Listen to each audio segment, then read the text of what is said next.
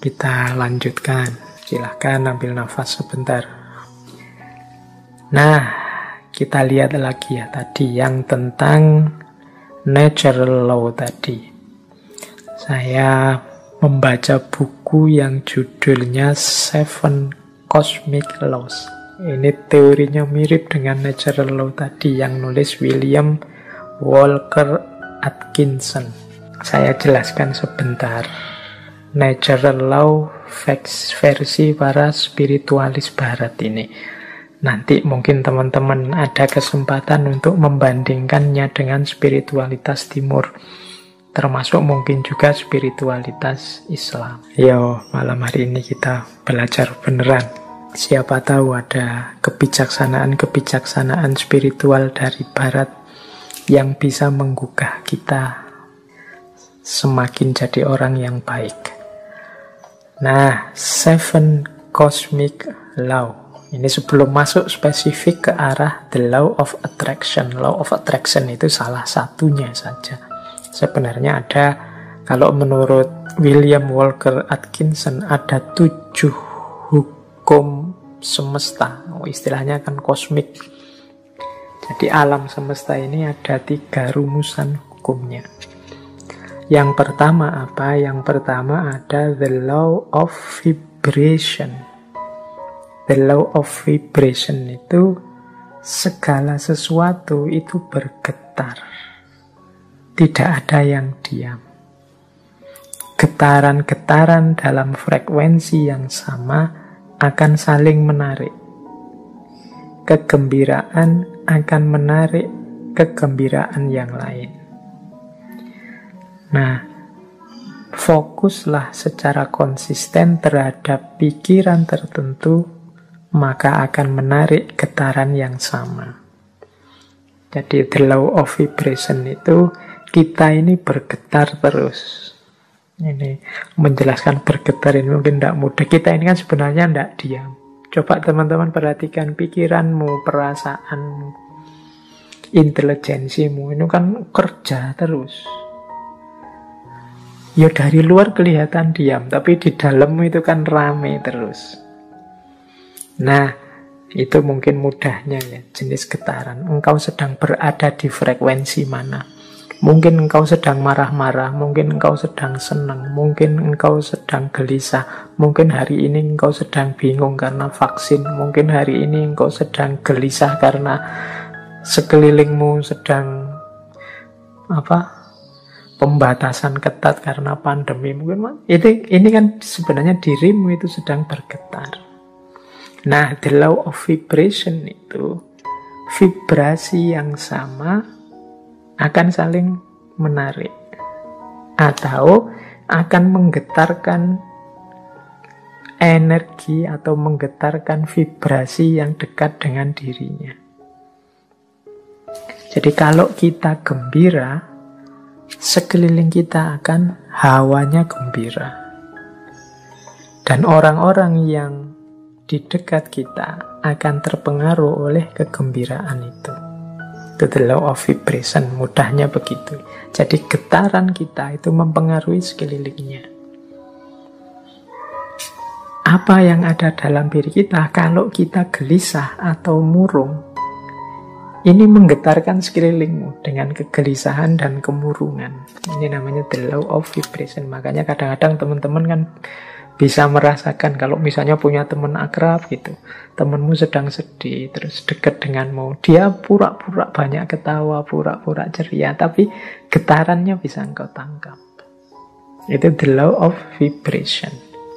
Jadi getaran yang ada dalam diri kita itu akan menarik frekuensi yang sama dari yang ada di sekeliling kita.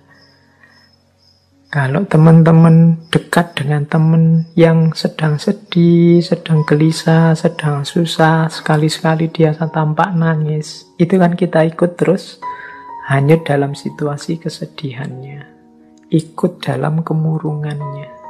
Nah, ini ilustrasi mudah. Kalau teman-teman dekat dengan teman yang sedang senengnya luar biasa, cerianya luar biasa karena tujuannya tercapai, gembira, itu kita dekat dia juga ikut gembira. Jadi getaran yang ada dalam diri orang lain bisa mempengaruhi getaran yang ada dalam diri kita. Demikian pula sebaliknya. Jadi kegembiraan akan mendatangkan kegembiraan. Kesedihan juga akan mendatangkan kesedihan. Ini the law of vibration namanya. Menyikapi the law of vibration itu seperti apa? Ya menurut William Walker Atkinson adalah fokuslah pada yang baik-baik, yang indah-indah, yang nyaman-nyaman di pikiranmu. Apa yang engkau inginkan, fokuskan ke situ pikiranmu terus. Jadi getaran kesuksesan, getaran cita-cita keberhasilan, getaran cita-cita kebahagiaan itu biar menyebar kemana-mana dan menarik itu ke dalam dirimu. Yaitu, ayo mikir yang positif-positif saja. Ayo menginginkan yang baik-baik saja. Ayo mengharapkan yang nyaman-nyaman saja, yang damai-damai saja. Loh, itu nanti itulah yang akan hadir karena tertarik oleh getaran keinginan kita, getaran yang ada dalam diri kita. Itu namanya the law of vibration. Itu hukum yang pertama.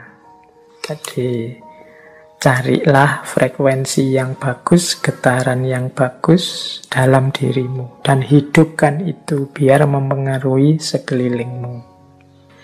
Yang pertama itu cosmic law, yang kedua the law of relativity. Dalam hidup ini berlaku hukum relativitas. Relativitas mungkin tidak persis sama seperti relativitasnya Einstein. Tapi relativitas di sini adalah mudahnya begini. Tidak ada sesuatu yang bisa kita pahami sampai kita hubungkan dengan sesuatu yang lain. Apakah itu tentang sifat, nilai, kualitas, atau artinya sesuatu dan lain sebagainya, itu kita akan susah memahami kalau kita tidak menghubungkannya dengan yang lain. Itu namanya the law of relativity. Yo, ilustrasi mudahnya, misalnya sampean mau menilai saya, Pak Faiz itu wajahnya seperti itu masuk kategori ganteng apa jelek? Itu kan susah kamu jawab, mungkin ya sungkan barang, gak berani ngomong. Tapi mudahnya itu, kalian ngerti saya cakep apa jelek, itu kan ketika dibandingkan, dihubungkan dengan yang lain. Mungkin dengan wajahnya orang lain, kalau dihubungkan dengan yang lebih cakep, ya saya ndak ada apa-apanya. Tapi kalau kamu cari yang lebih drop, jauh lebih jelek, mungkin saya ya masuk kategori ganteng. Itu the law of relativity. Indonesia ini negara yang nyaman, maju, atau negara yang terbelakang, mundur? Itu jawabmu mesti susah, karena parameter bisa macam-macam orang bikin. Mudahnya apa? Relatif, relatekan dengan sesuatu yang lain. Jadi jawabannya mestinya, yo kalau dihubungkan dengan negara ini kita masih terbelakang. Tapi kalau kita sambungkan dengan negara ini ya masih lumayan. Kita masih tergolong lebih maju. Itu namanya the law of relativity. Jadi ini hukum alam yang kedua. Nah, maksudnya apa William Walker ini menunjukkan the law of relativity? Ya, hendaknya kita ini selalu menghubungkan situasi yang kita alami dengan yang lebih buruk atau lebih kurang atau di bawah kita. Tujuannya apa? Biar kita bersyukur. semua kegelisahan-kegelisahan, ya mungkin tidak 100% lah, sebut saja 90% kegalauan, kegelisahan kita hari ini, itu muncul karena kita merelasikan diri dengan sesuatu yang lain, yang lebih tinggi, lebih bagus, lebih sukses, pokoknya lebih segalanya dari kita. Akhirnya kita tidak mampu untuk bersyukur. Mau bersyukur itu lebih berat karena kita melihat hidup kita ini serba kurang, serba kurang, serba kurang. Kita salah mencari relasi, menghubungkan diri kita dengan apa. Karena tiap hari mungkin engkau melihatnya artis siapa, atau melihatnya tokoh siapa, atau kiblatmu orang besar siapa, itu terus orang kaya siapa, itu terus orang sukses siapa, itu terus, sehingga ketika menengok dirimu yang lahir hanya pesimisme, underestimate, merasa betapa tidak berharganya dirimu dan lain sebagainya, akhirnya tidak bisa bersyukur.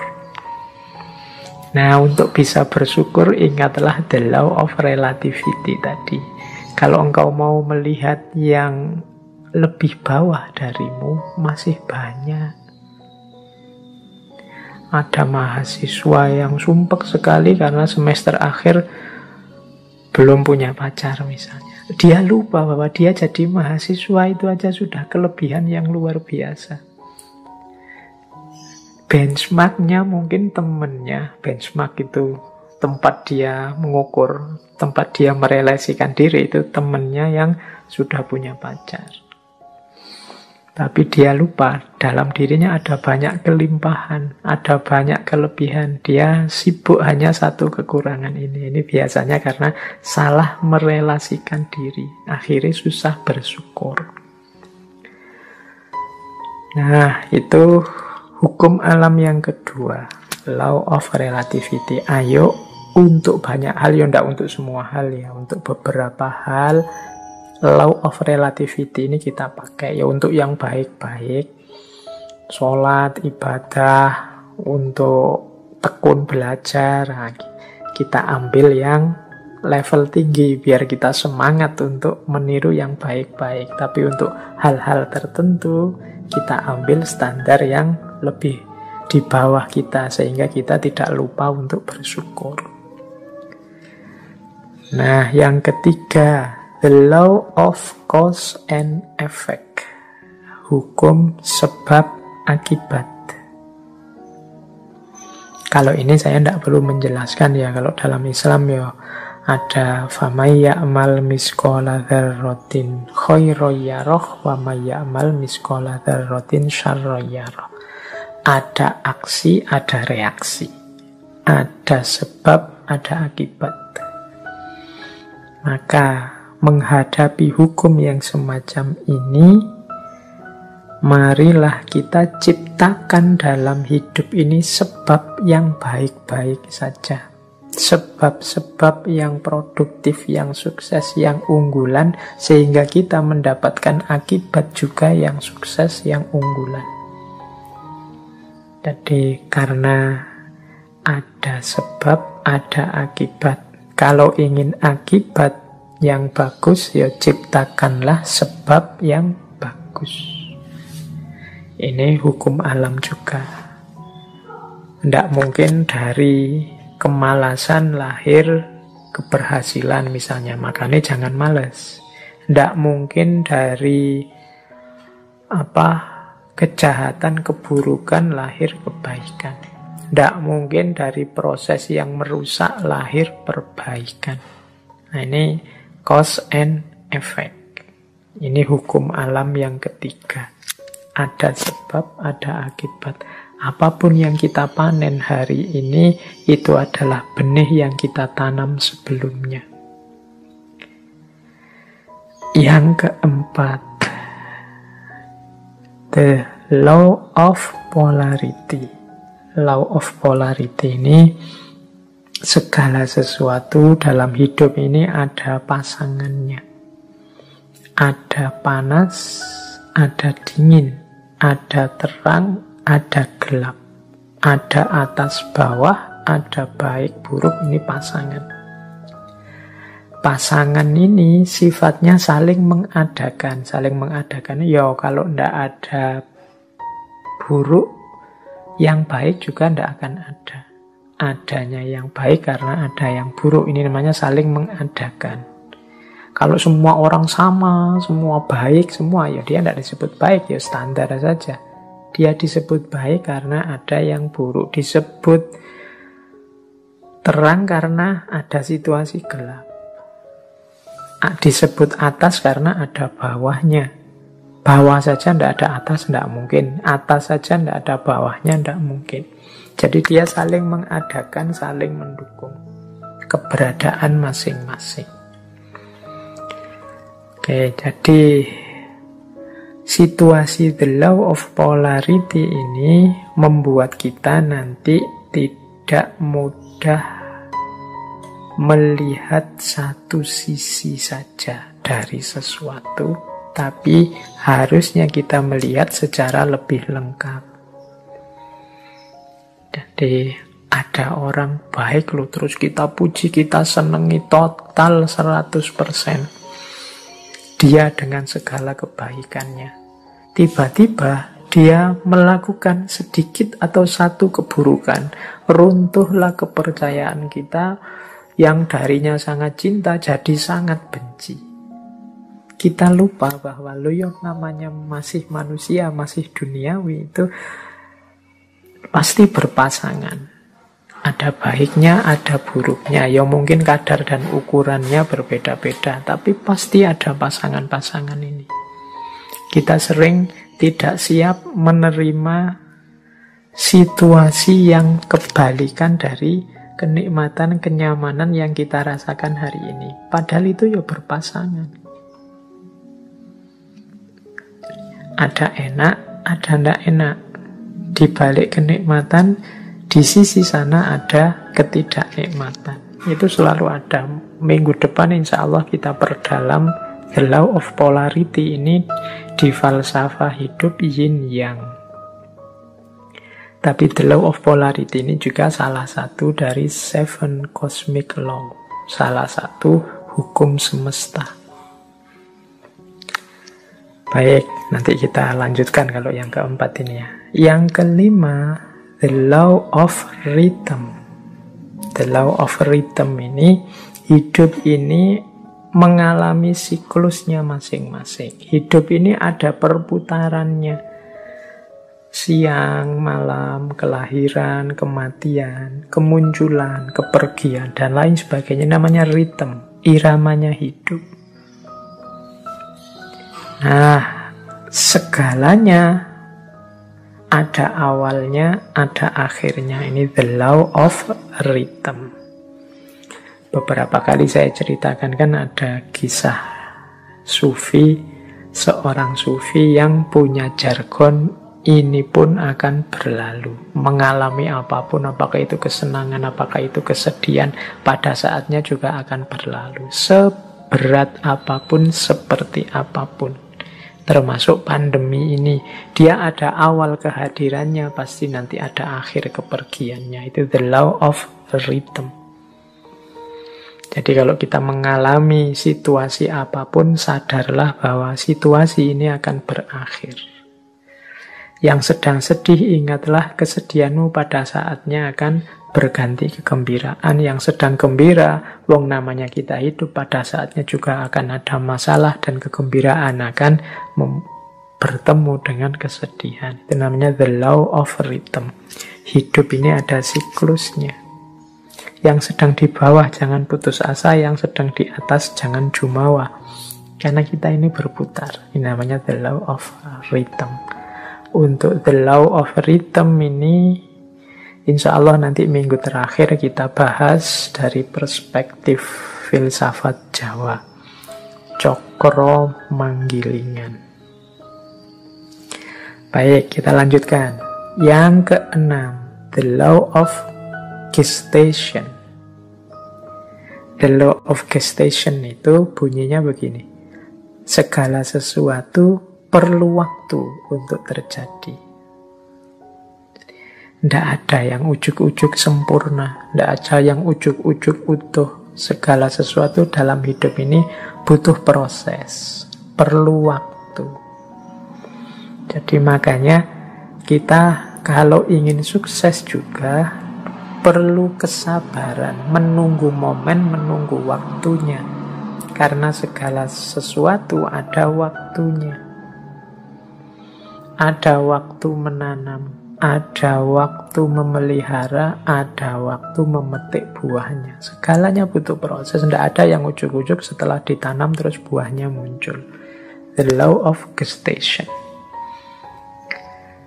Dan yang ketujuh, yang terakhir dari 7 cosmic law adalah the law of transmutation. Segala sesuatu berubah. Jadi segala sesuatu, karena hidup ini di dunia pastinya dinamis. Segalanya berubah. Ini banyak kalau kita belajar filsafatnya dulu, filsafat Yunani yang terkenal Heraklitus itu ya segalanya berubah, kecuali perubahan itu sendiri. Yang tidak berubah hanya perubahan. Nah, law of transmutation ini menyadarkan kita untuk menghadapi perubahan, merancang dan menyiapkan perubahan agar perubahan yang terjadi arahnya sesuai keinginan kita, membuat kita lebih baik, membuat kita lebih sukses, membuat kita lebih berhasil. Jangan biarkan perubahan liar tidak terkontrol. Baik, ini 7 cosmic laws. Ini alam semesta. Di level batinnya itu ada 7 mekanisme ini. Ini kalau menurut teorinya Walker Atkinson. Nah, ini pengantar untuk tadi kalau ada yang tanya, Pak, natural law tadi katanya law of attraction ini bagian dari natural law ya, karena kayak tadi unsur natural law yang law of vibration, kemudian law of cause and effect atau law of transmutation ini kan bisa mengimplikasikan law of attraction.